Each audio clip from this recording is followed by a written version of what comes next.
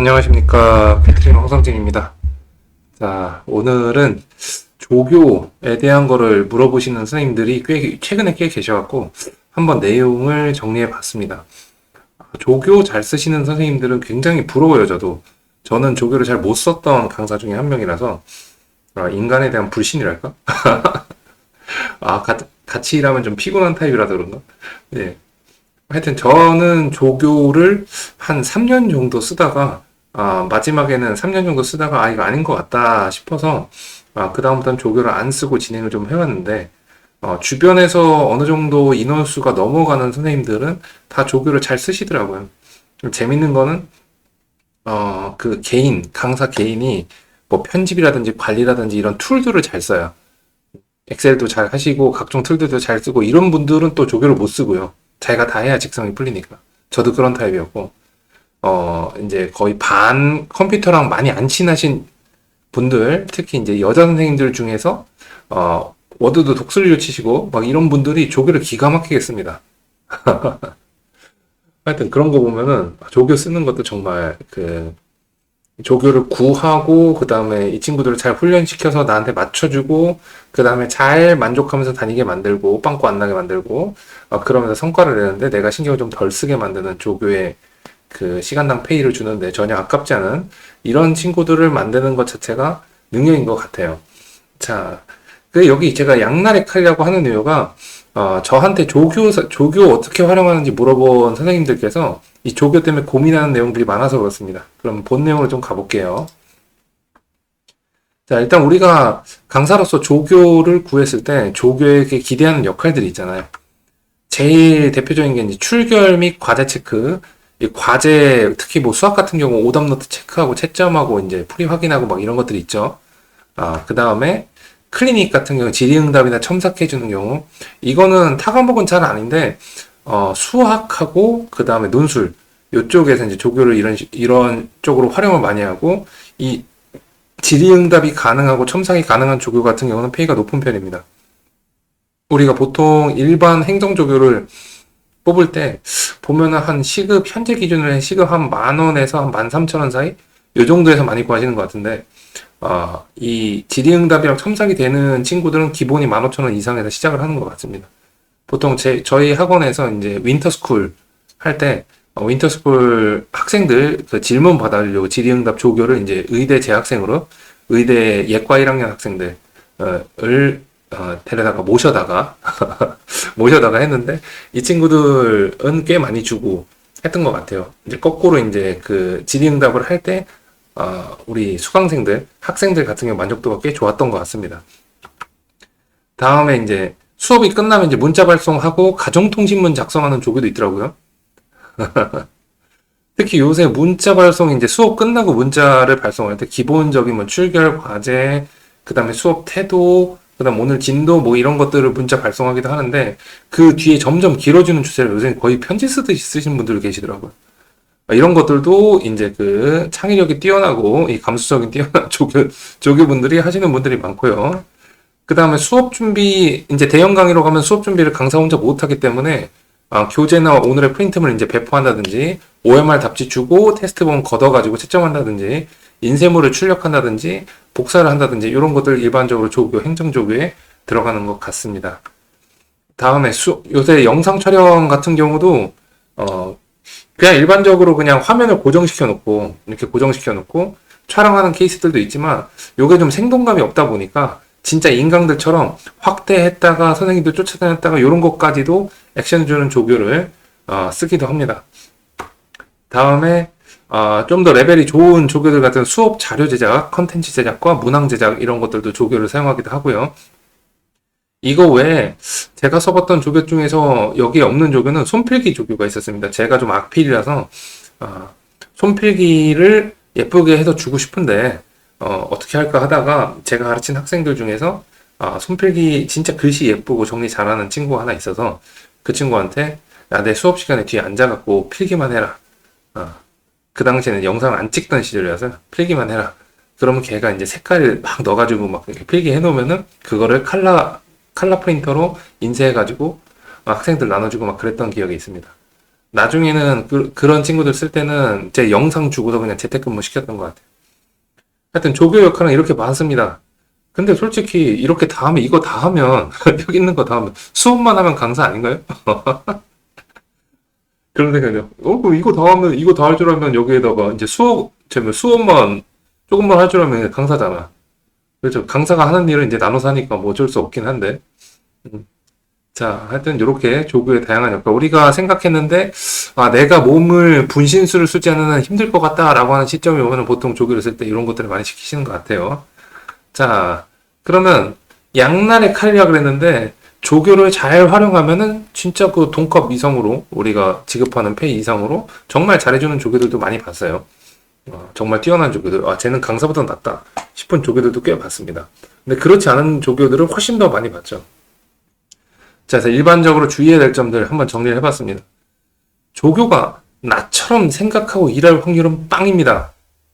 이거를 기억하고 조교를 선발하셔야 돼요. 아니, 조교가 강사인 나랑 똑같이 생각하고 일을 한다고 하면 자기 일처럼 그렇게 해준다 그러면 걔도 나랑 월급 똑같이 받아야죠. 그죠? 우리가 페이 기준으로 보면은 강사가 더 많이 받는 구조기 때문에 조교가 나처럼 생각하지 않고 주는 만큼만 해줘도 감사하다라고 생각하셔야지 실망하거나 분노하거나 아니면 아 내가 이렇게 이 돈을 주고 쟤를 써야 되나 이 생각에 빠지지 않는 것 같아요. 아 저는 정말 이 처음에 아 그래도 제가 가르쳤던 학생들 위주로 좀 썼으니까 제가 그래도 똘똘하고 열심히 하니까 이런 거 잘하겠지 했는데 아 그렇진 않더라고요. 직업으로서의 직업적인 그 직업 정신을 갖고 있는 강사로서 나랑 그 다음에 아르바이트라고 생각을 하는 조교랑은 당연히 달라야 정상인데 아 이걸 인정하는데 저는 좀 오래 걸렸던 것 같습니다. 그리고 생각보다 비용이 많이 들어가요. 자 조교 그럼 한 시간에 얼마 이렇게 생각하시면 되는데 밥 사줘야죠. 밥 사줘 애들 밥 사줘야죠.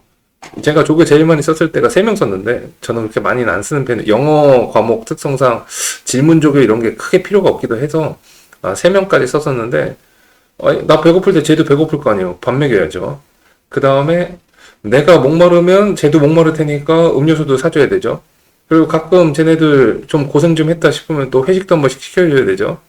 뭐 이러다 보니까 뭐 배보다 배꼽이 큰 뭐 이런 것들도 있고 저희 조교들 모였을 때 그 한 명이 이제 그만두고 유학을 가야 되는 상황이어서 그 친구가 그만둘 때 야 우리 회식하자 그래갖고 했어요. 그랬더니 너 뭐 먹고 싶냐 그랬더니 선생님 제가 위스키를 한 번도 못 먹어봤어요 이러더라고요. 그래 그래 선생님이 위스키 사줄게.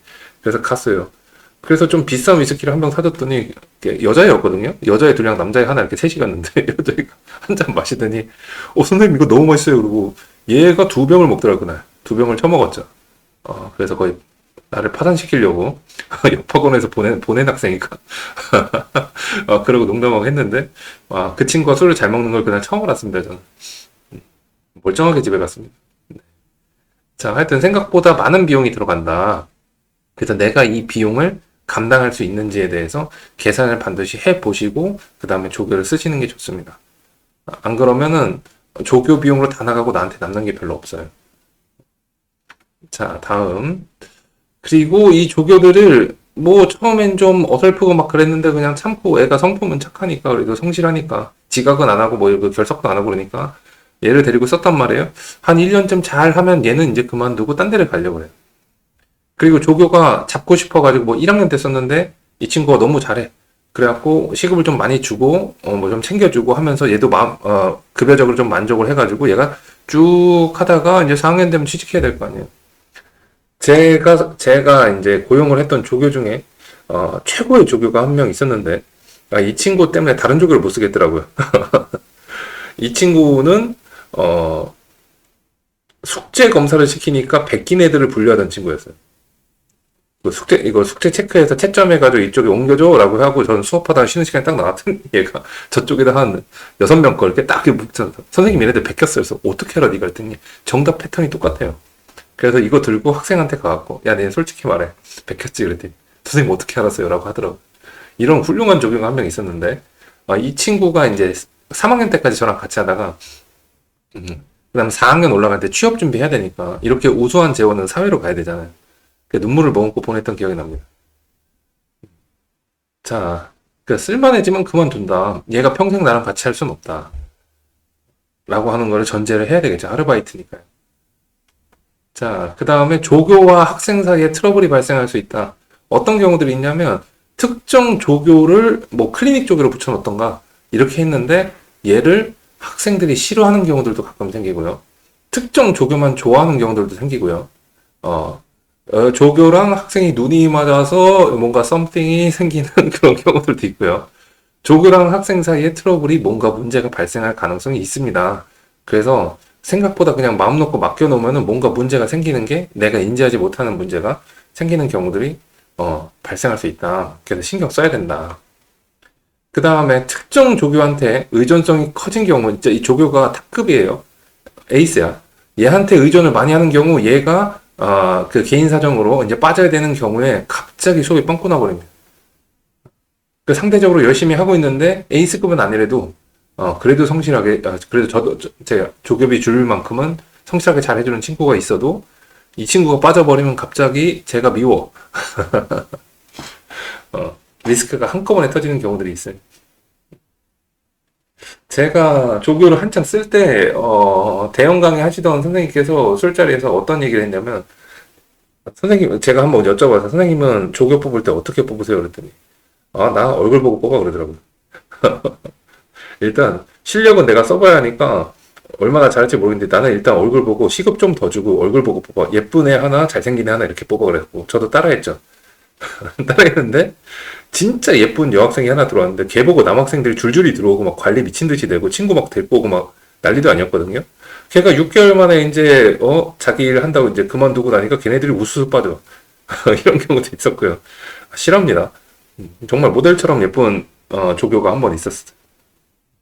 자, 하여튼 요런 거 고용할 때 문제가 될 수 있다. 그 다음에 노동법 관련해서 문제가 될 수 있다. 저는 그래도 이걸 당한 적이 없는데 다른 선생님들께서는 조교가 며칠 나오다가 빵꾸빵꾸 나다가 좀 안 좋게 그만두게 했더니 얘가 노동청에 신고해가지고 문제가 좀 됐던 적이 있습니다. 그렇다고 그 문제가 막 큰 돈을 붓거나 뭐 철컹철컹 하거나 이건 아닌데 이런 것들이 우리가 내성이었기 때문에 한번 이런 거 당하면은 노동법 관련 신고가 들어와서 당하고 나면은 뭐 출석해라 뭐 이런 거 나오면은 스트레스를 극도로 받기 시작하고 수업에 영향을 미치죠. 그래서 이런 것들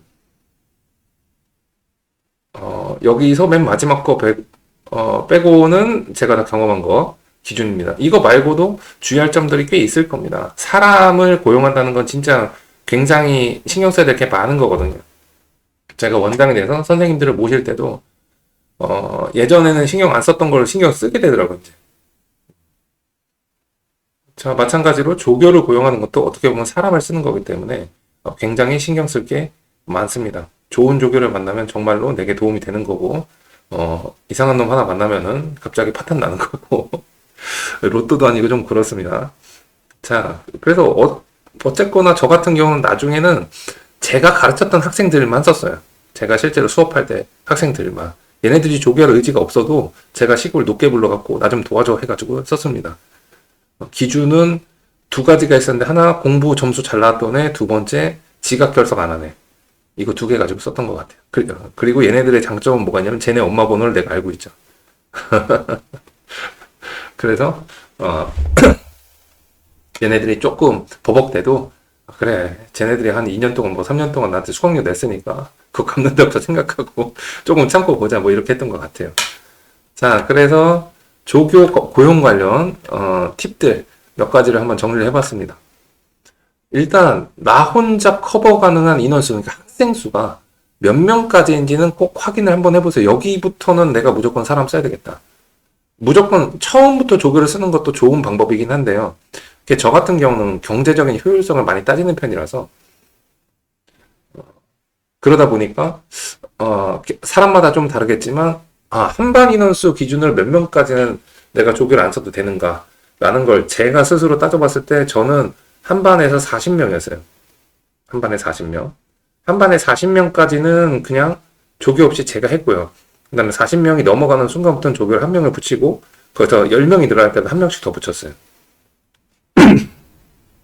그래서 3명까지 썼던 거고 그 다음에 전체 인원수를 따졌을 때 제가 120명까지는 어떻게든 커버가 됐고, 140명까지는 혼자서 버텨봤습니다. 근데 그 이상은 진짜 힘들더라고요. 단 전제 조건이 있습니다. 저는 수업을 일주일에 그 당시에 3개 딱 했어요, 3개. 주중에 다 쉬고 주말만 했어요. 주중에 클리닉 한 번 하고. 그랬기 때문에 제가 남는 시간이 많아가지고 그렇게 커버가 가능했지, 그렇지 않았다면 또 얘기가 달라졌을 것 같습니다. 자, 그래서 사람마다 다르겠지만, 나 혼자 커버 가능한 인원수가 몇 명까지인지 꼭 확인해 보시고, 그 다음에 그 정해놓으시면 됩니다. 몇 명 이상 되면 써야지. 이렇게. 요새는 5명 넘어서, 5명 넘으면 1명 쓰고 막 하시는 선생님들 계시더라고요. 10명 넘으면 1명 쓰고, 뭐 나쁘다고 얘기하는 거 아닙니다.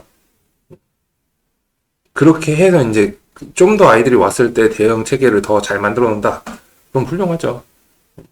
다만 저는 그거를 이제 경제적인 효율성으로는 내 머릿속에서는 인정이 안 되지만, 아니, 그렇게 쓰겠다는데.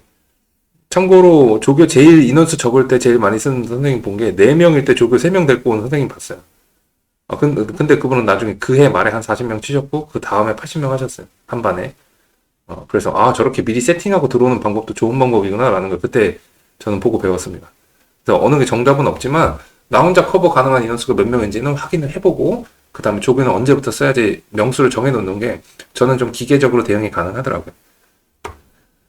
그 다음에 조교 매뉴얼을 만들고 매번 리뉴얼하는 것이 좋다라고 했는데, 그러니까 조교가 올 때마다 그 교육을 시켜야 되는데, 이 교육을 뭐 나랑 오래 일한 조교가 있었고 조교장 같은 친구가 있어서 이 친구가 대행을 해주면 좋은데, 초대형 강사들은 대형 강사들은 조교장이 항상 있죠. 이분이 이제 그 조교들 관리 다 해주는데, 조교 매뉴얼을 만드시고 뭐 몇 시부터 몇 시까지 출근 뭐 근무 기간 몇 시부터 몇 시, 네 업무는 뭐뭐뭐뭐, 이런 경우는 어떻게 해라, 저런 경우는 어떻게 해라, 네가 사정이 생기면은 며칠 전에 연락해라, 그 다음에 오다가 문제가 생기면은 꼭 무조건 누구한테 연락을 해라, 뭐 이런 것부터 시작을 해갖고, 그러면 급여는 어떻게 조정이 될 것이다, 네가 이렇게 해서 잘하면은 내가 보너스 얼마를 줄 것이다, 이런 것들 포함해갖고 모든 근무 조건과 어떻게 해야 되는지 이런 것들에 대해서 매뉴얼을 일단 처음에는 드래프트로 초안으로 만들어 두시고, 그 다음에 무슨 일 터질 때마다 하나씩 추가되는 겁니다. 생각날 때마다 하나씩 추가하는 거예요. 그래서 조교 매뉴얼을 만들어 놓으시면 새로운 조교가 왔을 때 교육하는데 훨씬 더 효율적입니다. 자, 그리고 조교 고용 시 꼭 용역계약서, 표준근로계약서라고 검색하시면 일반적으로 알바 계약서가 나옵니다. 그거 보시고 본인의 사정에 맞게 계약서를 꼭 작성을 해두세요.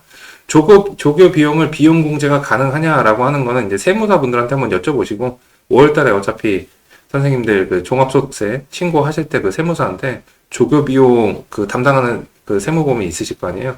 그쪽에다 조교 고용 비용 그 공제 가능한지 확인을 해보시고, 상황에 따라서 공제하는 게 나을 수도 있고 아닐 수도 있고, 법인으로 돌리는 게 나을 수도 있고 아닐 수도 있고, 개인 사업자 신고를 별도로 하는 게 나을 수도 있고 아닐 수도 있고 막 그렇습니다. 그러니까 조교 고용 시 무슨 일이 터질지 모르니까 꼭 계약서를 글로 해주세요. 계약서 없이 고용하면서 이렇게 하면은 나중에 문제가 조금 될 수도 있습니다. 자, 조교를 고용하는 방법도 중요하지만 좋은 조교 찾는 것도 사실 어려운 일이죠.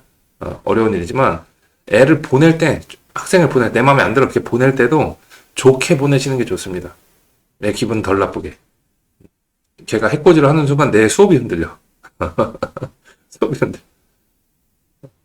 그래서 저 같은 경우는 가능하면 좋게 보냈던 것 같아요. 그냥 딱 어떤 학생도 있었냐면, 제가 가르쳤던 학생입니다. 근데 지가 너무 조교하고 싶다 그래서 시켰어요. 자꾸 일이 빵꾸 나는 거야. 그리고 맨날 무슨 사정이 있어. 한 번은 무슨 일이, 집안일이 있다고 해서 봤는데 이 새끼 여자친구 만나러 갔어. 인스타가 아니지. 그때, 인스타 맞나? SNS에, 인스타였는지 페이스북인지 기억이 안 나네요. SNS에 지 여자친구랑 100일이라고 놀러 간 사진이 올라왔는데, 그날 뭐 집에 어머니랑 무슨 일이 있다고 구라치고 갔어요. 그랬을 때 이거를 내가 알고 있다고 노발대발 안 하고 얘를 빨리 내보내야 되니까, 그냥 한 달이 된 시점에서, 야, 선생님이, 조교를 쓸만한 상황이 지금 갑자기 안 됐다. 한 달이 다 돼갈 때. 그래서 뭐 한 3일 정도 남았을 때, 그래서 오늘까지 하고 3일치 해가지고 한꺼번에 한 달치 줄게. 미안하다. 다음에 다시 불러줄게. 라고 해서 보내고, 이제 걔는 전화. 그렇죠. 하여튼 가능하면 좋게 보냈어요. 내가 걔 때문에 더 이상 신경 쓰기가 싫어서. 그 옆에서 조교가 막 그 난장판 쳐가지고 얘를 그냥 확 하고 내보냈더니 그 독한 말과 함께 내보냈더니 얘가 막 악플도 달고 별 쇼를 다 하더라고요. 자, 하여튼 척을 지지 말고 좋게 보내자. 다시 안 보면 되지 뭐. 자, 그 다음에 조교와 같이 첫 수업 시작하기 전, 그러니까 뭐 우리 수업이 평일에 뭐 5시에 시작이다. 그러면 조교 같은 경우는 뭐 5시 반이나 5시에 불러가지고 시작하기 전에 오늘 뭐뭐 할 거다 간단하게 브리핑하고 몇 가지를 좀 물어봐 놓고 확인했나 안 했나. 수업 끝난 다음에 오늘 한 것들 이제 다 정리하고 조교들 오늘 한 거 뭐뭐 했는지 간단하게 적어놔. 선생님이 뭐 했는지 확인하고 이제 그 다음에 추가 플러스 마이너스 좀 시켜줄게. 라고 해서 그거 적는 것까지 일지 같은 거 적는 것까지 시켜놨어요. 그리고 간단하게 오늘 할 때 뭐 잘 안 됐던 거 잘 됐던 거 얘기를 하고 깔끔하게 잘 보냅니다. 오늘 수고했다 라고. 요게 쌓이고 나니까 매뉴얼에 반영도 되고 우리 조교 학생들도 자기가 한 일이 뭐고 왜 해야 되는지 어떻게 해야 되는지 아까 전에 이렇게 했는데 이게 잘 된 건지 안 된 건지 이런 것들에 대해서 파악을 하고 발전을 합니다. 자, 그리고 마지막 이야기로 자영업자들이 괜히 매달 돈 주고 키오스크 쓰는 거 아니다. 사람 다루는 게 그만큼 힘든 일이다. 키오스크는 갑자기 무슨 일이 생겨서 당일날 못 오거나 갑자기 아파서 빨리 가야 하거나 지난주에 했던 걸 까먹거나 하진 않죠. 그래서 그럼 조교 대신에 만약에 요새는 좋은 툴들이 많이 나오니까 저희 에루디오 랩스 문제 제작 툴 이런 것도 좋고 다른 것도 좋고 그래서 가능하면 저는 변수를 안 만드는 것을 되게 중요시 여겨가지고 내가 그런데 더 이상 신경을 또 크게 쓰기 싫으니까 그래서 자동화 툴로 조교의 임무 일부를 어떤 프로그램이나 툴을 통해 가지고 대체하는 것도 나쁘지 않다. 그 비용 생각해 보면 조교 비용보다 싼 경우가 많습니다. 인건비가 많이 비싸니까요. 그래서 그런 것들도 생각해 주시고 아마 몇 년 안에 저거 나오지 않을까요? AI 조교 나오지 않을까요? 나올 것 같은데 요새 하는 거 보면 AI 조교가 나올 것 같습니다. 그때까지는 우리가 좀 현명하게 조교를 쓰자 였습니다. 자, 오늘 내용은 여기까지였고요. 다음에는 좀 더 재밌는 얘기 가지고 찾아뵙도록 하겠습니다. 오늘도 긴 영상 봐주셔서 감사하고요. 좋아요, 구독, 알람 설정, 그리고 가능하면 댓글 써주시면 항상 감사드립니다. 매우 감사드립니다. 여기까지 부탁 한번 드리겠습니다. 오늘은 멘트 다쳤네. 네, 그럼 다음 영상에서 뵙겠습니다. 감사합니다.